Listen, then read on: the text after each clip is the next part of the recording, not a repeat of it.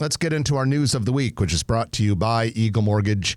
They know mortgages. They've known mortgages for 30 years. Holly Schneidewin and her team do an outstanding job. But as we always say, if you are thinking about buying a new house, taking the plunge, you're probably going to need a loan. And if you do, you want to call Holly. Doesn't matter whether you're going to go traditional or what we call conventional, FHA, VA. They even do some specialty loans. They take care of you. And we always recommend using a mortgage broker like Eagle Mortgage because they shop the market. They're not beholden to one bank, and so they can get the best solution for you. And when I say for you, I mean it, because they work on customizing things and doing what is best for each individual client. You can find them in person, 114th and Davenport, or online at eaglemortgagecompany.com. Trent, a couple big stories were in the World Herald this week that deserve a little bit of analysis from you and me. And the first one is the Nebraska Department of Economic Development is reviewing an application from an unidentified developer. We think we might know who it is, but we don't know for sure. And this developer wants to create a $1.7 billion Good Life District in Papillion. It would create nearly 3,000 jobs. Now, these Good Life Districts, people have heard us talking about them a lot in the last year. These are a new economic development tool that the state of Nebraska created.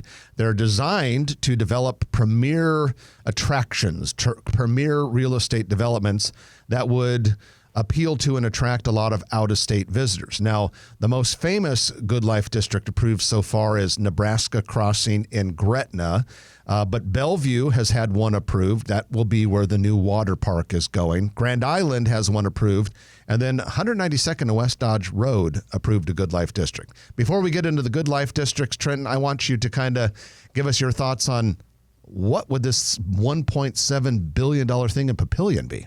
Well, Papillion is a big swath. Mayor David Black does a great job over there. There's some really prolific developers. And you've got 60 acres right next to the Storm Chasers Park, Warner Park, at about 120th to 126th and Highway 370 on the north side. I can imagine that being included in it. There's a lot of keep in mind that they can do up to 2,000 acres. And I don't know how.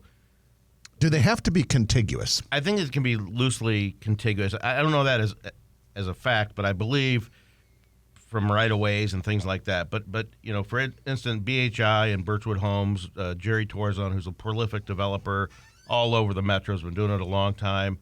I could see him being involved in it. I don't know that it's him. You got Jesse Calabretto, Calabretto Building Group. They're doing the Tower District at 84th and 370. Now, it doesn't have to be just one developer. For instance, in Gretna, there are several large development pieces owned by different groups and companies. So it's basically, the way I understand Nebraska Good Life Transformation Act is right now there's only 5 allowed. So if this one gets approved, unless they increase the number of Good Life districts, this would be the last one. Now, if one falls out and they don't get a vote, there's a couple different ways to do it, I understand. And I know that Gretna has postponed their vote by request, I think, from the applicant and the Department of Economic Development, 192nd and West Dodge Road, to put together 2,000 acres. And not just 2,000 acres. You have all this development, and you can have mixed use. You can have entertainment. You can have multifamily. You can have single family, all this kind of stuff. But it's all about the sales tax, because the state of Nebraska, instead of collecting 5.5% of that sales tax, they would forego 2.75%. And there's going to be some kind of, like in Gretna, there's a quasi-governmental group that will collect that 2.75, and then the applicant and other developers can apply for it, if you will, and they have to make so much development. Now, what's interesting is they have to, within 10 years, they have to build 75% of a minimum threshold of new construction. So Nebraska Crossing already exists, and that generates a lot of sales tax, okay? But you got to imagine having a lot of sales tax at 192nd and West Dodge Road, and that has to be $1 billion worth of new development over 10 years, and they have to complete 75% of it, or they lose that designation. Well, we'll keep our eye on that one. And then you would think a $1.7 billion project would be the biggest news of the week.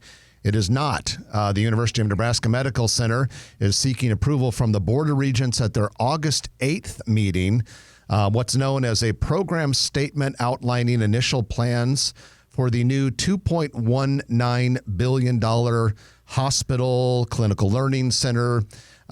Basically, they're looking for authorization to spend $50 million in existing philanthropic funds for doing the design work. This is not terribly new in that we knew this was coming. We knew the Med Center was planning a $2.2 billion new hospital. It's the first phase of what we've been knowing and calling Project Next, but this is moving it a little bit forward. Now, the World Herald had a very interesting article about this just yesterday or the day before. And one of the things that stood out that is new about it, first of all, it'll be over 1.2 million square feet, not a small building.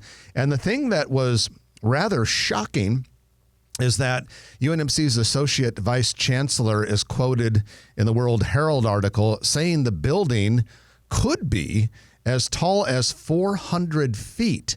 Now, to give you a little reference here, she's saying that would be 15 floors that would be above ground. Typically, when we talk about building height, we talk about what's above ground. Maybe they're counting the handful of floors that would be below ground. But if it were to reach 380 to 400 feet, as depicted in the World Herald, that would make it currently the third tallest building in the city and fourth tallest after the Mutual of Omaha Tower is done. The other thing that's kind of weird is those would be some really tall floors. Right. Because if you take 380 feet and divide it by 15 stories, that would be 25 feet per floor. I mean, we know hospital floors typically these days are taller than office building floors, but wow, could this building really be 380 to 400 feet tall? I think that it'll be something less. And you and I have talked about this, and I think 300 feet would be a wonderful thing. We're talking about, is it Farnham or what's that on Saddle Creek? Yeah, it's located on the southeast corner of Farnham and Saddle Creek, where the old Monroe Mire used to be and was torn down about a year or two ago. And it's 7 acres, and this has been designated for the Med Center expansion for a long, long time. None of this is new except for some of these specifications of the building being so tall. But we've talked over the years, probably 5 years, that Nebraska is the first of 5 locations around the country that Department of Defense, Homeland Security, this next project, which the Board of Regents and the state legislature and city of Omaha have all weighed in on, to have a self-contained teaching hospital, but also to cure infectious diseases and things like that. That's still yet to come, right? Yeah, this $2.2 billion is the hospital component. It really does not include what the Med Center hopes to do with the federal government, which I believe is Department of Defense and Department of Homeland Security and maybe a few other things. So that's all yet to come. If you like this video, be sure to hit those like and subscribe buttons. And remember, Grow Omaha is not just media. This is a mission. We are trying to build up Omaha and make it an even better place. We can only do that with your help. Share this video with your friends, neighbors, and family.